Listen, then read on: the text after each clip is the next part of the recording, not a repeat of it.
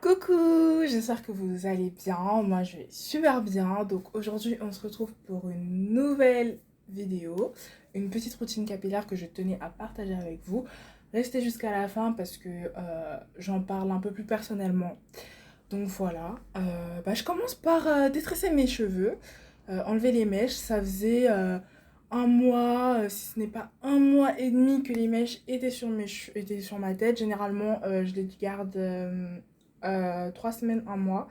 Mais je sais qu'avant, je pouvais aller jusqu'à un mois et demi et ça ne me posait aucun problème.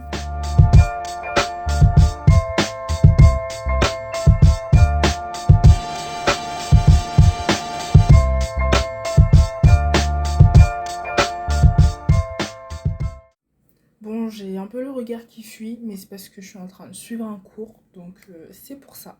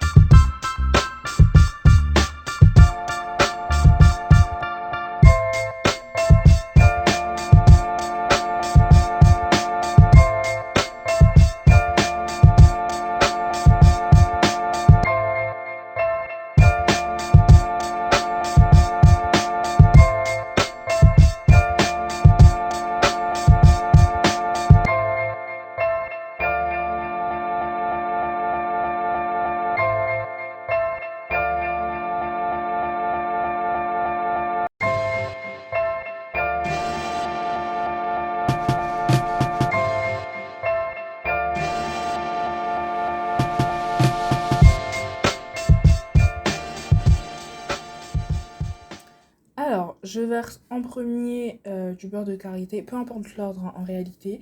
Je prends pas de PS, rien du tout, on y va à la one again. Euh, je fais un peu à l'œil, quoi. Je fais chauffer mon beurre de karité pour qu'il soit un peu, qu'il soit liquide comme les autres huiles que je vais rajouter par la suite. Puis j'ajoute de l'huile d'olive, mais il faut savoir que je rajoute beaucoup plus d'huile que ça en général. Mais mon petit frère me les a volés le jour où je faisais mon soin. Je sais pas d'ailleurs pourquoi faire, mais bon, bref, ne cherchons pas à comprendre. Habituellement, je rajoute aussi de l'huile de ricin, de l'huile d'avocat. En fait, c'est 3 en 1, c'est une huile 3 en 1, l'huile de ricin, l'huile d'avocat et d'autres huiles, oui, l'huile de coco également. D'autres huiles, voilà, de ce genre-là. Donc voilà, puis là, je verse ma glycérine. Alors la glycérine, elle provient de la pharmacie, je sais plus le prix, mais je crois que c'est un 500 millilitres et vraiment il m'a duré, là il est en fin de vie, mais il m'a vraiment duré, je crois que c'était une vingtaine d'euros, mais donc voilà, on peut trouver de la glycérine en pharmacie, je sais qu'ils font des 1 litre aussi, donc si vous êtes intéressé, passez à la pharmacie. Donc je vais tout simplement sectionner ma tête en 4, vous pouvez le faire en beaucoup plus, mais je suis une grosse flemmarde, donc j'ai fait en 4. Et puis je l'ai fait au doigt parce que je suis une grosse flemmarde, je le répète. Et puis bon, c'est juste un soin que je vais appliquer. Je vais pas comme si je vais me faire des mèches, je vais me faire des tresses, donc c'est pas nécessaire. Donc j'ai fait tout ça au doigt.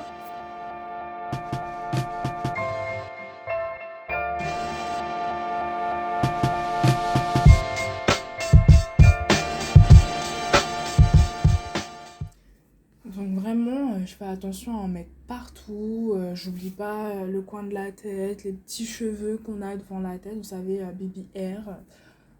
Enfin bref, voilà, j'oublie aucun de mes cheveux. Tous mes cheveux ont droit à du soin.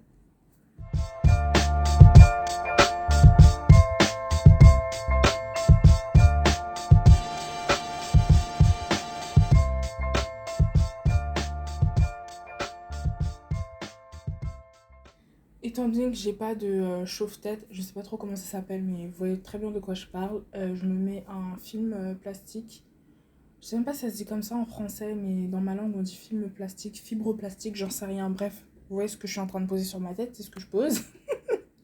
Je pose ça sur, enfin ouais, je pose ça sur ma tête pour que le soin puisse adhérer à mon cuir chevelu, ça va transpirer et tout, et ça va bien pénétrer dans les pores. Et généralement, je le laisse toute une journée, c'est-à-dire que je le pose le matin et puis le soir, je vais l'enlever. Et parce que je déteste dormir avec des huiles sur ma tête. Enfin, sentir que ça dégouline et tout, déjà en journée, ça me saoule, mais voir le soir, faut même pas imaginer. Donc, on se retrouve plus ou moins 8 heures plus tard et je vais rincer tout cet excès d'huile. Bon, après, c'est rien de fou. Je rince mes cheveux comme tout le monde rince ses cheveux, je pense.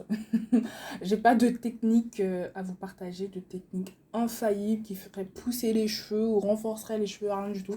Je mets juste l'eau et puis c'est tout. Je me rince les cheveux avec un shampoing aux huiles, puisque j'ai fait un soin aux huiles. Je trouve que c'est plutôt ça fait plus de sens. Et la marque, c'est de Nature et Moi. Je ne peux plus me passer de cette gamme. Vraiment, je n'utilise que ça comme shampoing et d'ailleurs comme après-shampoing.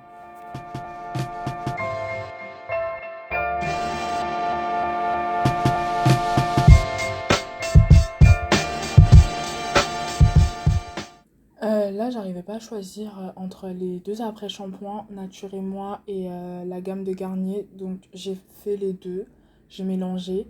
Je sais pas si c'est bien, mais je l'ai fait parce que je n'arrivais pas à choisir, tout simplement. Tu vois, faut pas se casser la tête, hein.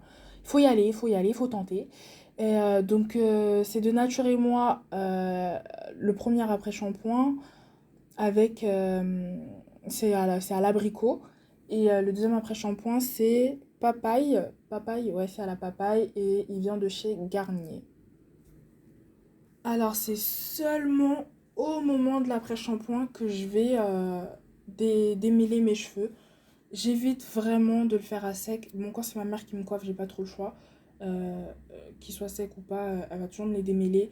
Mais quand c'est moi qui m'en occupe, vraiment, je les démêle jamais quand ils sont secs. Parce que ça casse plus et c'est plus facile à démêler sous l'eau. Donc voilà. Je commence par démêler les pointes. Puis après, petit à petit, je remonte à la racine des cheveux. Bon, je pense que ça aussi, je vous apprends rien. Si vous avez l'habitude de prendre soin de vos cheveux, tout ça, vous le savez. Après avoir posé l'après-shampoing et démêlé pendant que l'après-shampoing pénétrait, je rince mes cheveux. Et puis c'est tout, hein, terminé, hein, le soin est terminé.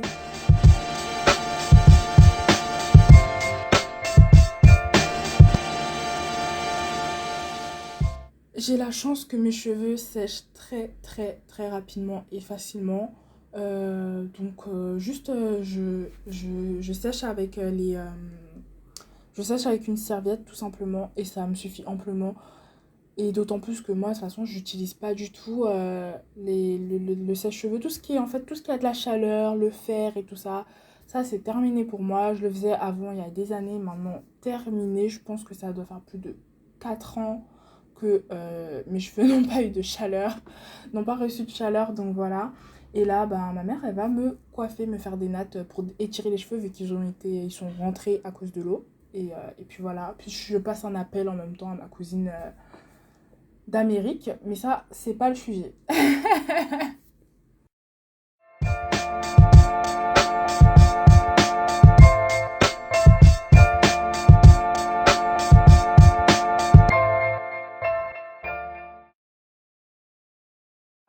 Vous faites stop, vous abonnez, vous likez, vous commentez. Déjà, rien que pour le make-up, ça mérite pouce, pouce, pouce, pouce, pouce, pouce, pouce partout, d'accord.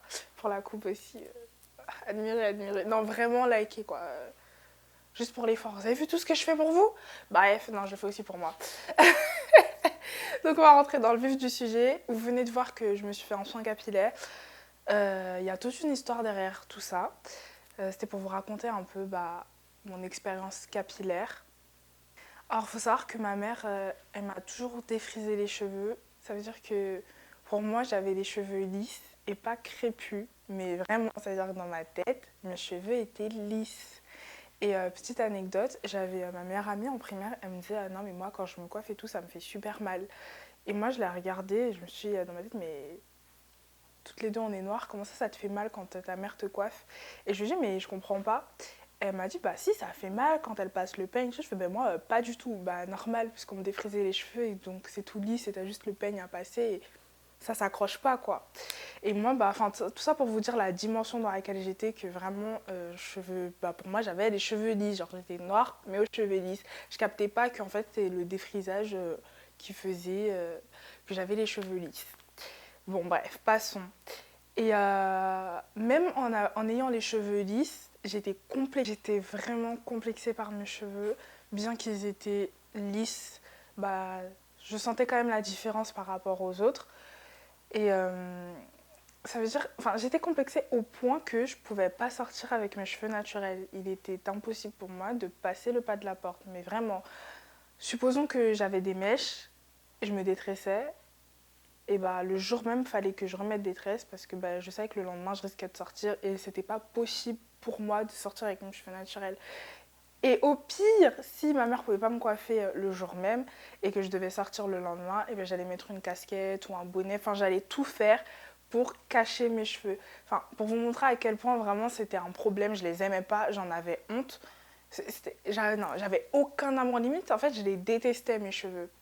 Alors qu'ils étaient défrisés. Hein. Donc vraiment, je pense même pas que c'est un problème de crépus ou lisse, c'est juste, c'était pas ce que j'avais l'habitude de voir à la télé ni sur les publicités et tout ce que vous voulez. Et donc, du coup, bah, je me sentais mis de côté, à l'écart, pas comme les autres, marginalisée, on va dire. Donc, voilà. Puis en CM2, j'ai décidé d'arrêter de mettre des mèches, d'arrêter de défriser mes cheveux. C'était plus par rapport à ma religion. J'avais décidé de faire ce choix-là. Et franchement, je savais que ça allait être dur, mais je le faisais par amour pour Dieu, parce que à ce moment-là, je pensais que ne pas mettre d'extension. Enfin, non, c'est même pas ça, c'est parce que j'étais dépendante de ça, j'étais fanatique. En fait, sans ça, c'était pas possible pour moi de vivre et c'est pas juste. Pour moi, c'est pas concevable. Genre, tu peux pas.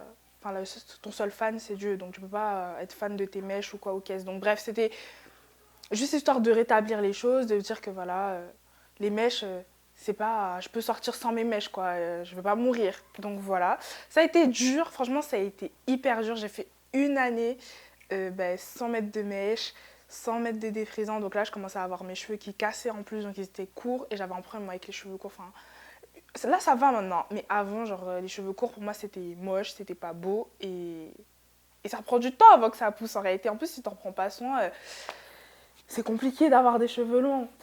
Et donc, c'était la cata. Mais j'ai réussi à tenir un an. Puis bon, après, j'en ai eu marre. Parce que c'est même pas parce que par rapport au regard des autres, hein, même pas par rapport à ça ou que j'aimais pas mes cheveux ou quoi. C'était plus parce que c'était fatigant. C'était fatigant de me réveiller tous les matins, 45 minutes avant, me faire coiffer. Non, j'assumais plus. Et j'ai décidé de me remettre aux mèches. Mais cette année-là, elle m'a quand même aidée à accepter mes cheveux. Pas les aimer, mais les accepter. Me dire que voilà, je peux sortir dehors, je vais pas mourir. C'est pas la fin du monde, quoi. Un jour, je me trimballe sur YouTube et je rencontre Shera. Déjà, je la connaissais déjà avant, mais bon, je vois sa vidéo sur les cheveux, ses cheveux bouclés. Et en gros, elle explique qu'elle était complexée et qu'aujourd'hui, bah voilà quoi, elle assume ses cheveux et qu'on la reverra plus souvent avec les cheveux bouclés, etc. Et je me suis dit, mais ah ouais, ah mais ouais, genre je suis pas la seule à ne pas aimer mes cheveux, je suis pas la seule à être complexée par mes cheveux. Enfin, je suis pas la seule dans ce cas-là. Et je me suis sentie moins seule en fait. Vraiment. Et je me suis dit, mais regarde, genre, t'as l'exemple sous tes yeux de quelqu'un qui avait un problème avec ses cheveux et maintenant, bah, ça va mieux. Et elle les assume. Vraiment, c'était ça le plus important en fait. C'est qu'elle les assumait. Et je me suis dit, mais pourquoi pas toi, MJ? Pourquoi tu pourrais pas, toi, assumer tes cheveux? Qu'est-ce qu'ils ont de si. C'est vrai qu'ils sont, on va dire, ils sont pas comme ce qu'on voit à la télé, mais c'est pas pour autant que je dois les mépriser à ce point, en avoir honte et les cacher.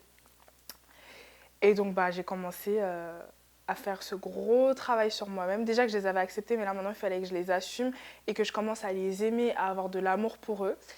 Donc, suite à cette vidéo, j'ai réellement commencé à aimer mes cheveux, les apprécier, ne plus en avoir honte, ne plus me demander qu'est-ce que va penser un tel. Bon, ça, c'est pas fait en un jour, hein, évidemment, mais petit à petit.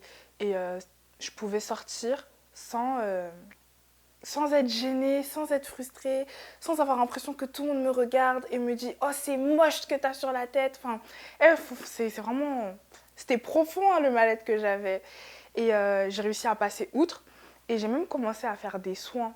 Genre pour vous dire, ça montre que quelque part, je commençais à les aimer, à faire attention. Ça montre que je commençais vraiment à me soucier d'eux, à leur donner de l'intérêt, de l'importance. Et donc ouais, j'ai commencé à faire des soins. En plus, peu après, il y a eu Crazy Sally qui a commencé avec les cheveux, ses routines capillaires. Je voyais ses cheveux et vraiment c'était mon modèle capillaire, on va dire. Je voyais ses cheveux, j'étais en mode, c'est trop beau, je veux la même chose. Et elle m'a motivée, je vais pas mentir, elle m'a énormément motivée. Je suis sûre que pas mal d'entre vous qui êtes en train de me regarder, ça vous a motivé aussi. Et en plus, elle montrait un peu ses soins capillaires, etc. Et je me suis dit, bon, bah, je vais faire pareil. Et c'est ce que j'ai commencé à faire et c'est ce que vous venez de voir. Et jusqu'à présent, bah, je continue et maintenant, bah, j'ai plus honte de mes cheveux. Je ne suis plus complexée par mes cheveux. Aujourd'hui, je me tiens devant vous avec une belle coupe, mes beaux cheveux crépus, je les aime. Et pour rien au monde, je voudrais les changer en fait. Merci d'avoir regardé la vidéo jusqu'au bout. Likez, commentez et partagez en masse. Surtout, n'oubliez pas, love yourself because nobody will do it for you.